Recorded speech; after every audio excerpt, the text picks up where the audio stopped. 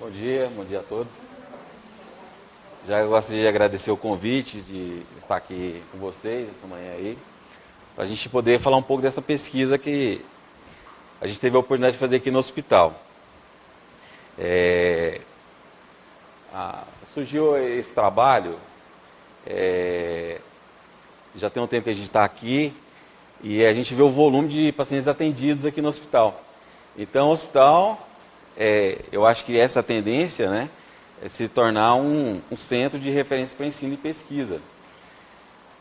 Porque são poucos os lugares que a gente tem tanto paciente para avaliar, né, tantos pacientes operados, acompanhamento, residente. Então, temos tudo em mãos para a gente poder fazer esse tipo de trabalho aqui no hospital. E o pessoal do DEP sempre tem recebido muito bem a gente lá. E desde que a gente propôs esse trabalho, a gente conseguiu fluir aqui no hospital, ter acesso ao centro cirúrgico, ter aos prontuários do paciente, e tudo com a ajuda aqui da direção do hospital, né, para a gente pudesse viabilizar isso. E eu já tinha um interesse de fazer esse trabalho há algum tempo, e lá na universidade, na Unip, a gente teve a oportunidade de orientar alguns trabalhos de conclusão de curso. E eu convidei a doutora Bruna, que está ali, e ela se propôs a fazer esse trabalho de pesquisa aqui no hospital. A gente fez o projeto do trabalho, convidou a Bruna, e ela fez a pesquisa, né? Ela colheu os dados, ela elaborou o trabalho, né? E ela conseguiu sintetizar isso de forma muito bem, e é o que eu vou tentar mostrar para você aqui em alguns minutos aqui que a gente vai ter nessa manhã, do que a gente obteve de resultado desse trabalho. Que, na verdade, a gente pensou em algumas coisas e no final a gente teve dados muito importantes e significativos e coisas que a gente não tinha se apercebido dessas situações que aconteciam aqui no hospital, né? Então, esse trabalho aí, eu e o professor Carlos Rodolfo, nós somos os orientadores desse trabalho. A doutora Bruna, ela fez a coleta da pesquisa. O doutor Cláudio Maranhão e o doutor Lucas, eles foram muito importantes, que no final eu vou mostrar. Esse trabalho hoje a gente já conseguiu publicá-lo. Ele já está publicado numa revista internacional, e a gente conseguiu viabilizar através desses dois doutores aí. O doutor Cláudio, que é professor comigo também lá na universidade, da Unip. Por favor. Bom, então, só para vocês terem noção da importância disso, desse trabalho, hoje o trauma, de forma geral, neurológico, da ortopedia, todo trauma, hoje é considerado um problema de saúde pública, né? Então, em termos de estatística, pela OMS de 2004, em torno de 16 mil mortes dia, com envolvimento de algum tipo de trauma, né? Em torno de 144 mil pessoas envolvidas em algum tipo de lesão nesse tipo de trauma. Só daí a importância da gente estudar melhor o trauma. E para que eu possa estudar o trauma, eu tenho que saber que paciente que está chegando no hospital. Como é que esse paciente está chegando, né? Como é que é o perfil do paciente que eu vou atender, da gravidade das lesões. Então, a proposta do trabalho é para ver como é que esse paciente está chegando, né? A gente vai mostrar isso. A idade, o gênero, o tipo de trauma que ele chega, né? Esse é um trauma bastante grave, né? Com fratura de terço superior, terço médio, terço inferior. Isso compromete várias situações do paciente. Respiração, o paciente não consegue respirar, não consegue ter as vias aéreas pérvias, e esse paciente chega grave no hospital, né? Então a gente precisa traçar que tipo de trauma que esse paciente está tendo. É mais no terço superior? É mais no terço inferior? Como é que a gente trata esse paciente, como é que ele chega? Então a pesquisa voltou para isso, para estudar o tipo do paciente, a idade do paciente, o gênero dele, os tipos de trauma que estão envolvidos na face e quais são os mais recorrentes, né? Bom, então, o que a gente propôs no início? Avaliar os prontuários dos pacientes atendidos. E a gente limitou esses pacientes atendidos, que a gente buscou para essa pesquisa, pacientes submetidos à cirurgia. Então, os dados que a gente tem são de pacientes que foram submetidos a algum tipo de cirurgia, né, tiveram que ser operados. Então, todos esses dados foram coletados a partir dos dados que a gente tem do centro cirúrgico. Então, todos os pacientes que foram operados, eles entraram nessa pesquisa. Pacientes que foram atendidos de forma no ambulatório ou na emergência e não tiveram que submeter a algum tipo de cirurgia, esse paciente não entrou no nosso dado de pesquisa. A gente focou naqueles pacientes que realmente tinham algum trauma mais grave e que foi necessário submetê-lo a uma cirurgia. A partir da análise dos prontuários, a gente ia traçar o perfil desses pacientes, que eu vou mostrar para vocês, né? E para que isso a gente propôs esse trabalho? Já que é um problema de saúde pública, né? Há uma demanda muito grande no hospital, né? O gasto hoje com o trauma é muito grande no serviço de saúde. Então, a proposta é definir o perfil desse paciente e propor meios de prevenção. Ou se os meios de prevenção que já existem não estão sendo tão eficientes para conter esse aumento no número de trauma, principalmente de face. Bom, como é que a gente colheu esses dados aí? Primeira coisa, esse trabalho ele foi aprovado pelo Comitê de Ética do hospital. Então a gente submeteu ele ao Comitê de Ética, foi aprovado pelo Comitê de Ética, e a partir daí a gente começou a colher os dados, né? Pacientes, primeiro, submetidos à intervenção, e a gente fez um estudo transversal. Quando a gente conseguiu coletar 248 prontuários. O que é esse estudo transversal? A gente avaliou um período de tempo, e desse período de tempo a gente tirou os dados, as conclusões do nosso trabalho. Que tempo foi esse?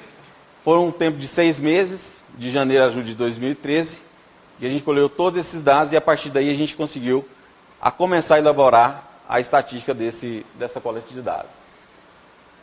Como é que foi feita essa análise estatística? Foi feita através desse programa, o SPSS para Windows, através de tabelas do Excel, a gente consegue anexar esse dados de análise estatística e formular dados e tabelas através desse programa.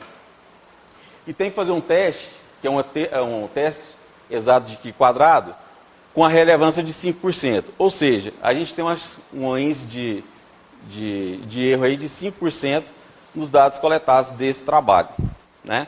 Então é bem próximo do que é real que a gente conseguiu elaborar esse trabalho aí. Pode passar? O que a gente buscou avaliar nessa pesquisa? Primeiro, o gênero, né?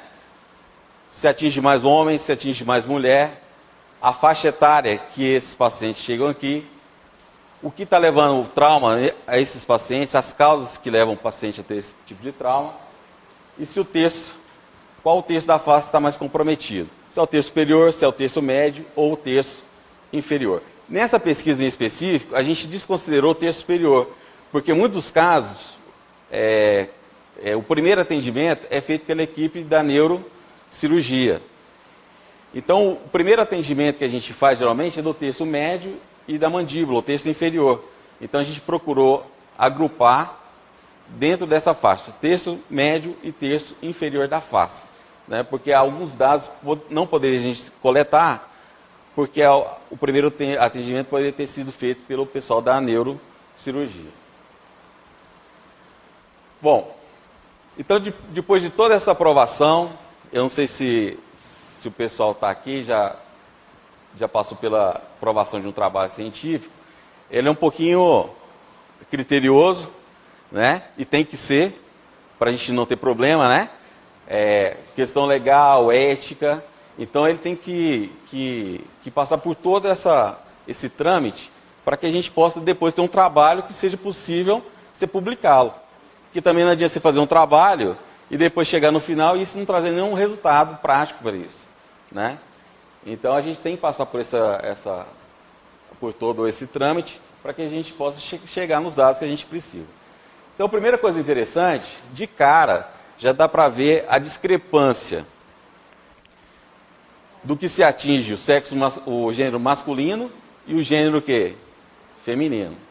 Então, o número de traumas dos 48 prontuários que a gente atendeu, a gente conseguiu coletar dados, 79,4% era do gênero o quê? Masculino. E 20,6% do gênero o quê? Feminino. Então, já de cara mostra, como os outros trabalhos mostram, que o gênero masculino geralmente está mais exposto ao risco. Ele acha que ele é melhor para dirigir, ele acha que ele não machuca, né? Ele pensa que é um super-homem, né? Então, ele se expõe muito mais, né? Pelo tipo de serviço que ele executa no dia a dia. E isso leva a um índice tão grande do trauma nesses pacientes, principalmente o trauma de face, né? Então, de cara, a gente já conseguiu determinar isso, né? Que o índice que acomete o gênero masculino é muito maior do que o feminino. Então, olha só, dos 48 prontuários que a gente olhou, que a gente pesquisou, 197 era do gênero o quê? Masculino. Apenas 51% do feminino. Então, a discrepância é muito grande, primeiro, entre gêneros. Tá? O mais importante aqui, ó, a gente dividiu isso por faixa etária.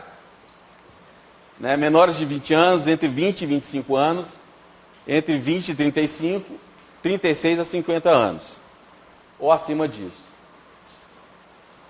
Então, esse paciente que a gente atende aqui, ele está em qual maior faixa de idade aí? Entre 20 e 35 anos. Por isso que é importante a gente definir esse perfil, porque é uma área, é uma idade extremamente o quê? Produtiva. Né? É um paciente jovem, que fica com muitas sequelas. Né?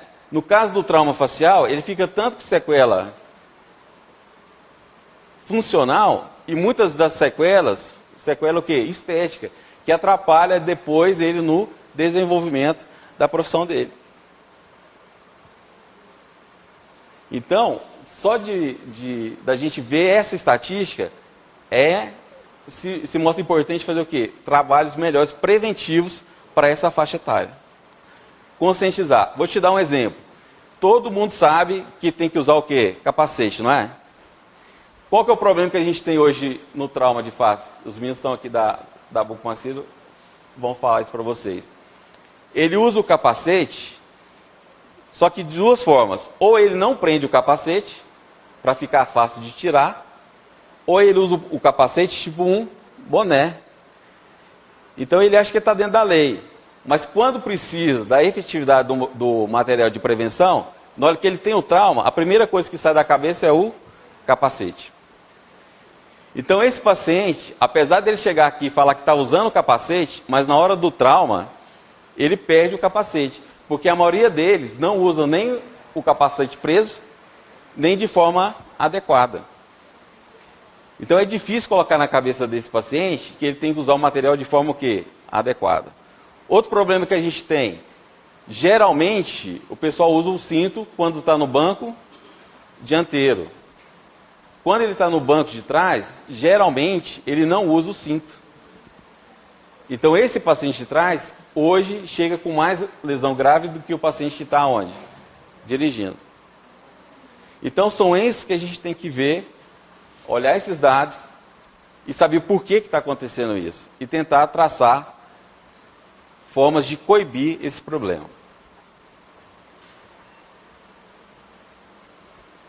Bom, então de forma efetiva, olha só, entre 20 e 35 anos, nós temos aí, só entre 20 e 35, nós temos 45% dos pacientes atendidos. Paciente jovem, paciente produtivo, né? Paciente que vai trazer um ônus muito grande para o serviço de atendimento e familiar. O tempo de recuperação desse paciente é muito longo nos traumas graves. Né? Então o paciente vai ficar 60, 90, até mais dias afastado do serviço. Né? Então é extremamente importante isso aí. Pode passar? Bom, outros dados importantes que a gente conseguiu achar aqui, sobre causas desses acidentes. Então essas causas a gente dividiu em basicamente quatro grupos principais. Primeiro grupo, pacientes envolvidos em acidente de trânsito. Segundo grupo, pacientes que sofreram algum tipo de agressão física. Terceiro grupo, que sofreram quedas. E outros, ferimento por arma branca, outros tipos de trauma, acidente de trabalho, outros tipos de trauma. Então, ó, de cara, qual que é o maior índice de causa de trauma desses pacientes? Acidente de trânsito. Dentro do acidente de trânsito, a gente dividiu. Colocamos pacientes que sofreram acidente com moto, pacientes que sofreram acidente com carro, atropelamento e acidente com bicicleta. Disparado, acidente o quê? Moto.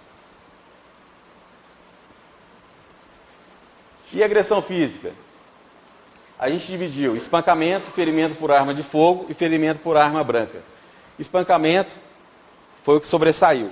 Mas olha o quanto está importante o número de pacientes que a gente tem com ferimento por arma de fogo.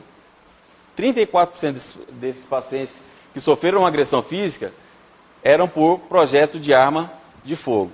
Isso me interessa de forma muito clara, porque o paciente que chega com trauma por acidente de arma de fogo é um paciente o quê? Grave. Lesões extensas, lesões difíceis de ser tratadas, pacientes que apresentam muitas sequelas, pacientes que têm muita infecção no pós-operatório, porque o projétil de arma de fogo, ele entra com alta temperatura, mesmo a gente operando, restabelecendo os contornos, às vezes perde parte daquele osso, perde parte de tecido. Então, com esse tipo de avaliação, a gente começa a pensar o que a gente tem que treinar na nossa equipe. Né? A nossa equipe hoje está preparada para atender pacientes com ferimentos graves por arma de fogo. Nós temos treinamento, temos material, temos treinamento específico para isso. Então, esse tipo de levantamento epidemiológico, ele é importante para a gente traçar estratégias de atendimentos também dentro de um hospital de referência, como é o Hospital de Urgência de Goiânia. Né? Treinar melhor a equipe para aquele tipo de trauma que está chegando aqui. Você volta para mim? Então, em termos de estatística, disparado acidente. Dos 248, 108 pacientes estavam envolvidos, ou 44,3% desses pacientes estavam envolvidos em algum tipo de acidente. Agressão, 27,9%. Queda, 21,1% e outros, 17,2%. Bom, então olha só, eu quero só... na verdade, essa pesquisa aqui, a gente tem números gráficos e números... tabelas que a gente fez. Eu coloquei algumas principais que eu achei do trabalho, até porque o nosso tempo aqui era meio curto, né, para a gente falar sobre isso. Mas eu coloquei essa tabela para a gente ver algumas coisas interessantes aqui. Então, olha só, o primeiro gráfico aqui, ó, refere-se aqui, ó, ao sexo masculino. E lá ao sexo feminino. O que eu quero, na verdade, desculpa, está invertido ali. Primeiro é feminino, segundo masculino. O que eu quero ressaltar aqui, nesse gráfico específico, tipo de agressão física por espancamento. 54% dos casos era do sexo o quê? Feminino. Então o índice de agressão física a mulheres é extremamente o quê? Alto. E envolvendo homens, o mais importante é o quê?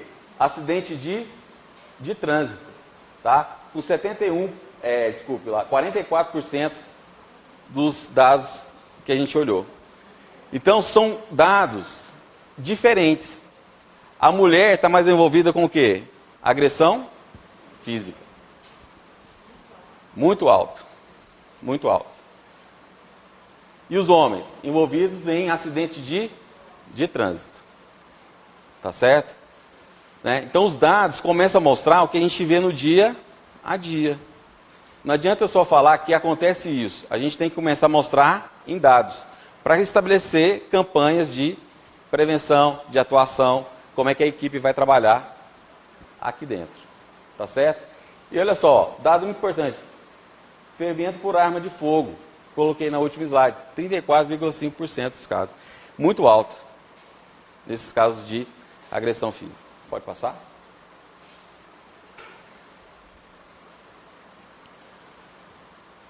Bom, em termos de região que isso acometeu, na face. A região mais acometida foi no terço inferior, na mandíbula. Em segundo lugar, o terço médio da face. Mas a diferença é muito o quê? Pequena. Porque hoje os pacientes que a gente atende aqui no hospital, geralmente, grande parte deles tem envolvimento de mais de uma região de fratura. Então o mesmo paciente pode ter várias fraturas, como eu mostrei lá no primeiro slide. Fratura de terço superior, terço médio e terço inferior. Quase todos os nossos pacientes hoje têm envolvimento de múltiplas fraturas. Então é um paciente que tem um trauma muito agressivo, né? De difícil solução. Pode passar? Bom, e aí mostrando por idade, né, o tipo de trauma que ele teve, tá certo? Então, ó, o de vermelho aí é acidente de trânsito. E o de azul, agressão física. Tá certo? Esse índice alto de agressão física, porque está envolvido aí o quê? As mulheres. E o alto índice, ó, de acidente de trânsito, envolvimento é do sexo, do gênero o quê? Masculino. Tá certo? Gênero masculino. Agora, olha só uma coisa importante aqui no dado também. Tá vendo de 36 a 50 anos? O que está sobressaindo aí? Que tipo de trauma? Queda. Queda. Né? Então, o paciente com um pouco mais de idade, qual que é o problema que ele está tendo aqui? Queda. Diminui, ele se expõe menos ao risco, né? Mas ele tem maior complicação em acidente o quê? Doméstico. É o cara que quer subir para trocar uma lâmpada, né? É o cara que quer subir na escada para trocar uma telha. Entendeu? Então, a cada grupo você tem uma causa mais ou menos específica, né? Então tem que orientar, cuidado aonde? Prevenção do acidente lá doméstico, né, desse paciente aí. Tá bom? Entre de 0 a 20 anos, aí a gente atendeu muita criança e adolescente, também tem um alto índice de acidente por queda. Mas aí a motivação já é outro. Qual que é a causa aqui? Causa esportista. É o cara que anda de skate, que anda de patins, né? Então é um outro grupo de pacientes. Então, ó, entre 0 e 20 anos, o que está mais acometendo aí é o quê? Queda. Entre 36 e 50 anos, vai ser o quê? Queda. E nesse grupo mais produtivo aqui em tese, seria o quê? Nas mulheres, agressão física e nos homens, acidente de trânsito.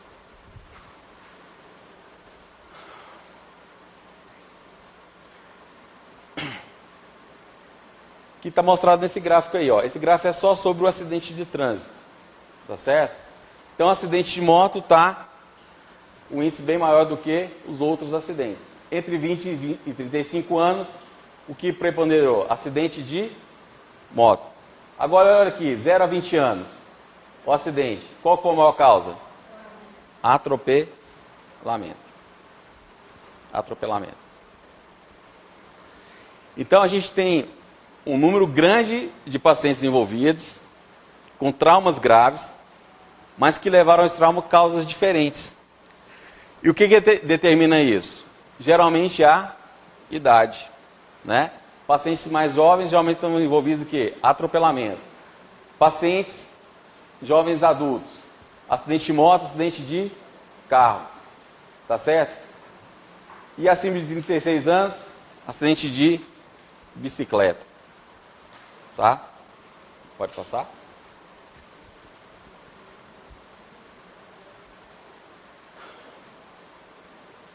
Bom, então, de forma geral, o trabalho é isso. O que a gente chegou e o que a gente conseguiu ver nesse trabalho aí?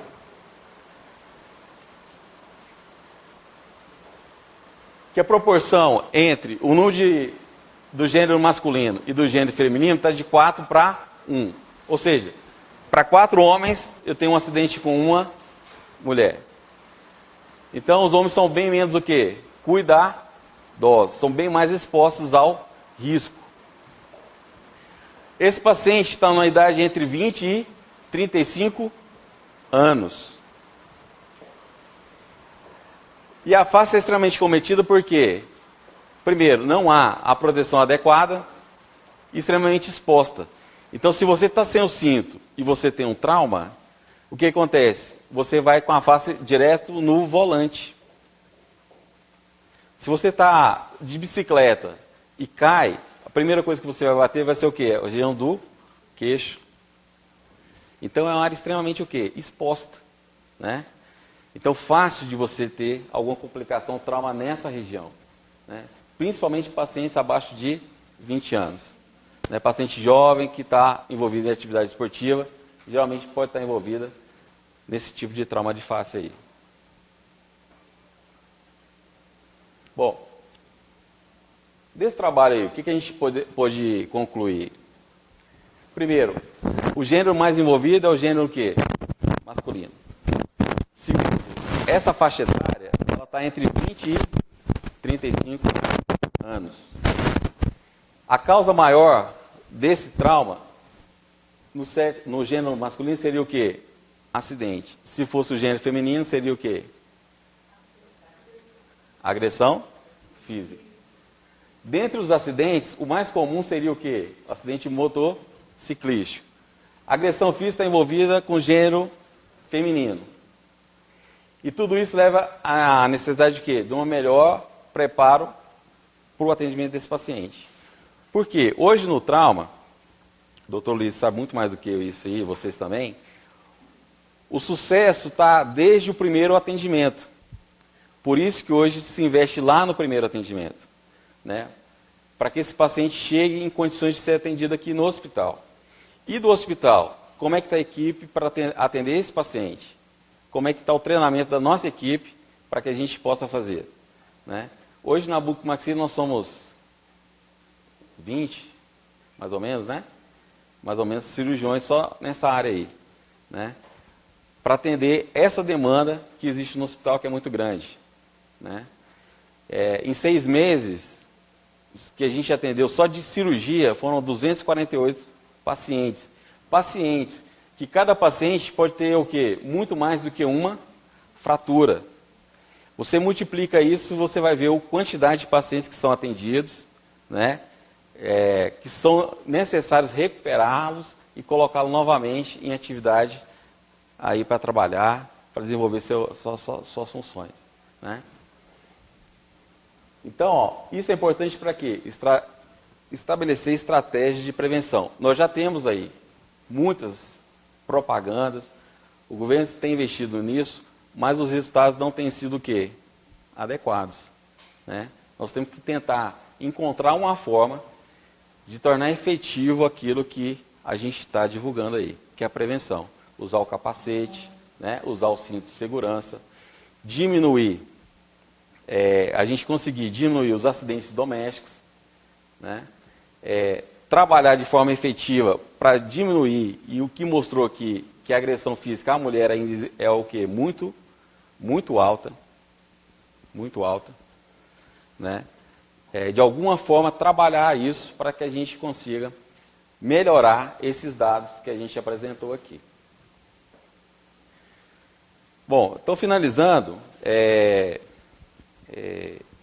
Todo trabalho que a gente faz, a gente tem que ter algum objetivo para a gente conseguir, né? Então, esse trabalho, a gente conseguiu elaborá-lo, né? E ele se tornou o que esse trabalho hoje? Ele se tornou um trabalho de conclusão de curso, do curso de odontologia da doutora Bruna, que ela conseguiu fazer toda essa pesquisa, desenvolver isso. E agora, recentemente, a gente conseguiu publicar esse trabalho num jornal uma revista internacional, no Journal de Science, mostrando tudo que é feito aqui no hospital, né? Mostrando os pacientes que são atendidos. Então se tornou uma publicação, né? Mostrando o valor, eu acho que é o principal da gente aqui, mostrar o valor que tem o Hospital de Urgência de Goiânia. Porque eu conheço alguns serviços, passei por alguns na minha formação, e eu acho difícil a gente ter um volume de atendimento como o Hugo, com a qualidade que existe hoje aqui, né, e com a quantidade de material para pesquisa, para ensino e pesquisa que a gente tem aqui, né. Então, só desse trabalho, a gente pode desenvolver em várias coisas, né. Esse paciente, como é que está chegando aqui? A causa que foi o acidente.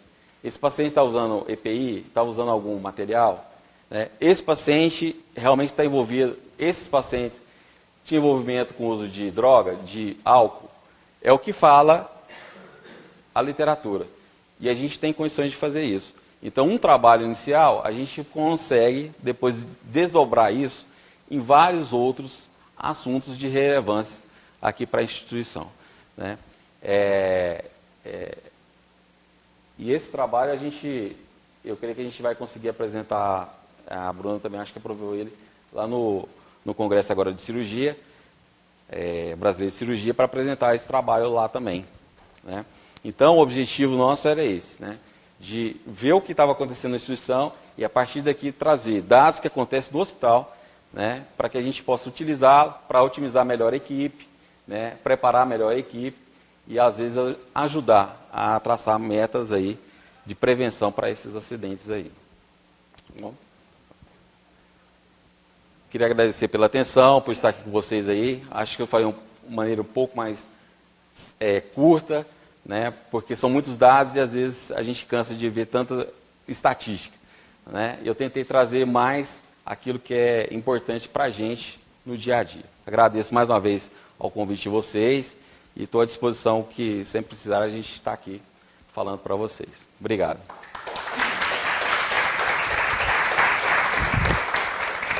Se tiver alguma pergunta?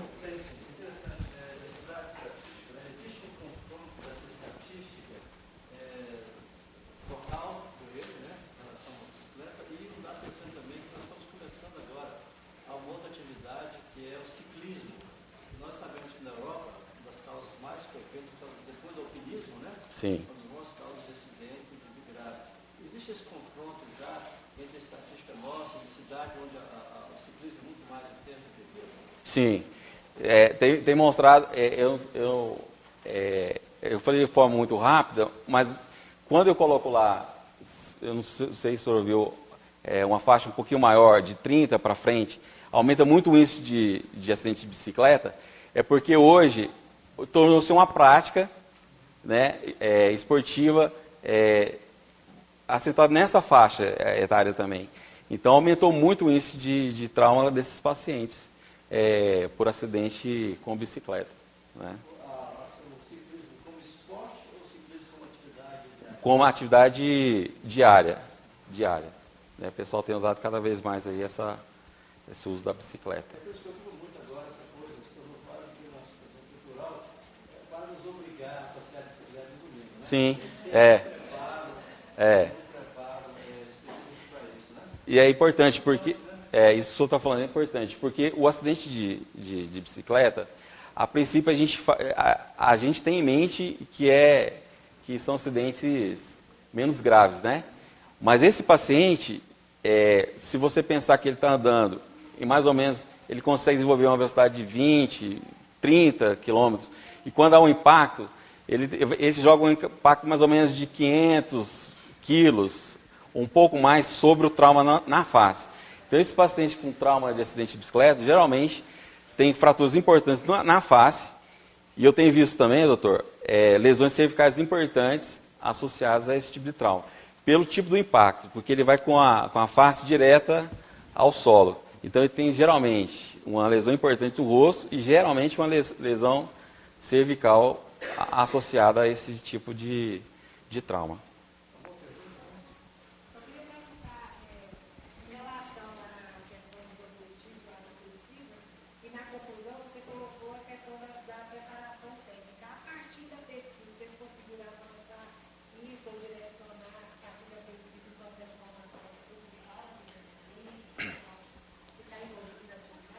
Sim, eu acho que eles têm uma oportunidade muito grande. Assim. Quando eu entrei no hospital, já tem uns 10 a 12 anos, o acidente era muito voltado para o acidente automotivo e motociclístico. Foi passando o tempo, e foi uma das motivações que me levou a fazer esse trabalho, o número de pacientes com ferimento por arma de fogo, que é a dificuldade que eu acho hoje de tratamento, pelo tipo do trauma, a dificuldade de resolução desses traumas. Né? Então, hoje, eu acho que os meninos conseguiram achar uma equipe bem mais preparada para resolver esses traumas graves, receber esse tipo de paciente e dar uma solução. Porque o problema do paciente baleado, como eu falei no começo, eu acho que não é nem...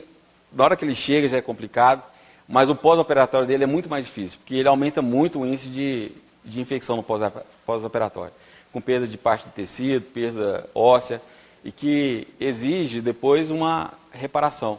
Né?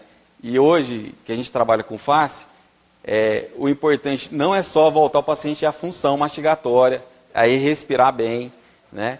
É você dar uma estética para o paciente. Então, ferimento grave e você voltar a uma estética adequada, né, é um trabalho muito árduo. Né? Os meninos têm visto isso aí. Né? A gente não consegue, às vezes o paciente quer voltar a ser o que era, né? Pelo trauma que ele teve, às vezes é quase que impossível. Mas assim, os resultados que a gente tem mostrado são muito satisfatórios, né? Aqui para a equipe.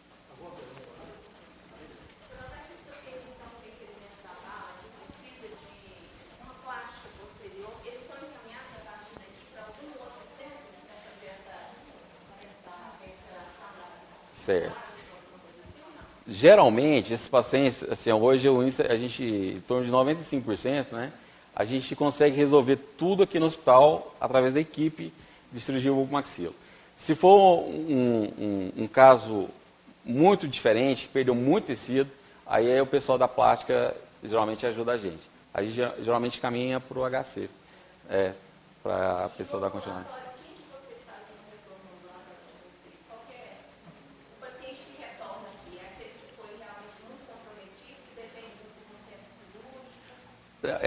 Todos os pacientes retornam no ambulatório, né? Porque todos os pacientes que a gente opera, a gente tem que acompanhar por um tempo, né? Para ver como é que está a evolução cirúrgica, né? Se não teve infecção pós-operatória, se a oclusão está adequada, se os ferimentos estão limpos e tal. Então, todos os pacientes operados, geralmente eles retornam. Geralmente retornam. Esses pacientes ficam em média com a gente 30 a 40 dias. Aí depois que a gente está... em parte resolver esses problemas, né, a gente consegue liberar. A não ser aqueles que têm sequelas, né, mais graves para serem resolvidos. Vai precisar de enxertos, vão precisar de outras coisas. Esse paciente fica um período bem mais prolongado com a gente aí. Tá certo? Sim, vários. Sim. Assim, ó, isso que eu falo. A gente sempre tem um bom apoio dos colegas e da direção do hospital. Então, a gente tem feito alguns trabalhos de reconstrução aqui, até com enxerto de fíbula, né, que não é perfil do hospital, mas que a direção permitiu que a gente fizesse, junto com o pessoal da cirurgia plástica, o Dr. Carlos, né, e a gente conseguiu restabelecer casos extremamente graves e serem todos resolvidos aqui no hospital. Né, porque a estrutura do hospital, apesar que a gente consegue ter tudo à mão, entendeu? É mais fácil de ser resolvido. Né? Então, se esse paciente ficar aqui, a gente consegue resolver de forma mais adequada. Esses pacientes. Né? Então, a gente dá alta para o paciente quando a gente consegue resolver basicamente todos os problemas dele. Né? A gente tenta resolver tudo aqui.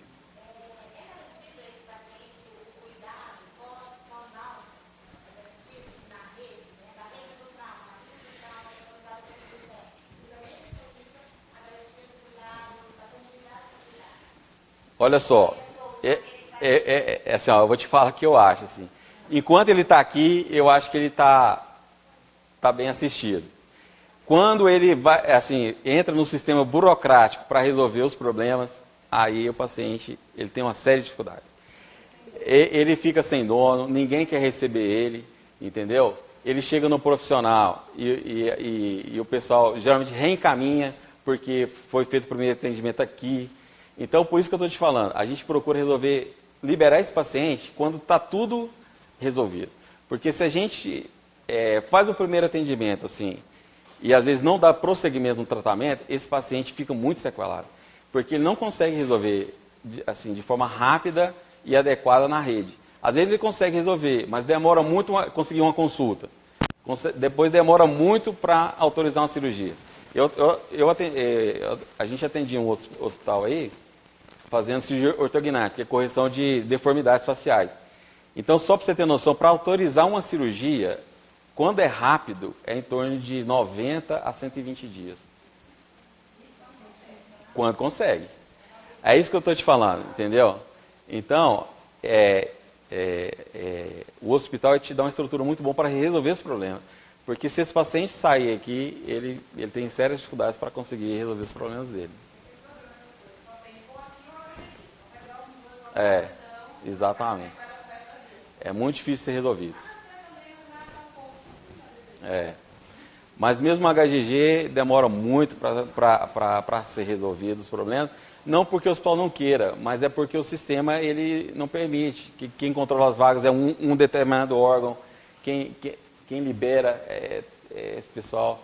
Né? Depois você viabilizar.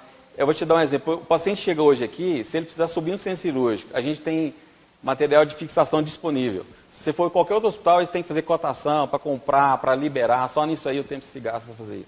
Né?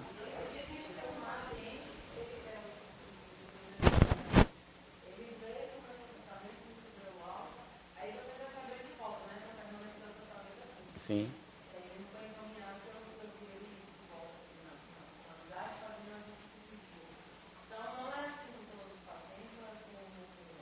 Não, todos os pacientes aqui, eles seguem a mesma rotina. A gente só libera quando a gente consegue resolver tudo. Ou o que é possível, né? Porque geralmente tem alguns casos que a gente não consegue resolver todas as coisas, né? Devido ao tipo do trauma, né? Muita perda de tecidos e tal.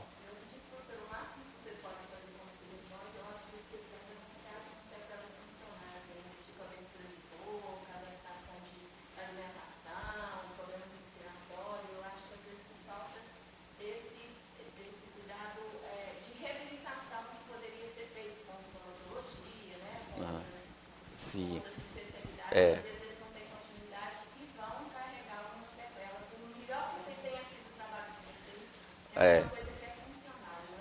É outra coisa que a gente sempre tem procurado fazer aqui, é trabalhar com as equipes, né? Então, esses pacientes, com certeza, estão envolvidos fisioterapeutas, estão envolvidos o pessoal da nutrição. Na verdade, muita gente envolvida no tratamento desses pacientes. A gente é uma parte desse tratamento, né? A gente está lá para resolver a cirurgia e é lógico que a gente precisa de muita coisa, né? De fisioterapia, inclusive hoje a gente estava vendo uns casos lá difíceis, hoje a gente tem que resolver e sem a fisioterapia vai ser impossível, né? Resolver esses casos aí.